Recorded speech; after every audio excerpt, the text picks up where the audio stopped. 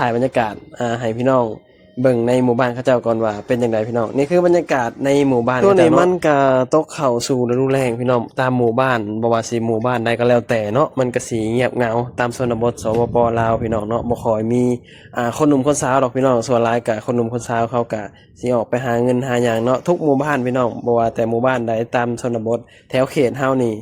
ไปหาเงินอยู่ที่ประเทศไทยนี่ค่อนข้างที่จะหลายพี่น้องแต่เขตอื่นเฮาบ่ฮู้แล้วก็แข้งอื่นเฮาบ่ฮู้แต่ว่าแข้งสวรรณเขตนี่ไปไทยหลายที่สุดอันดับหนึ่ง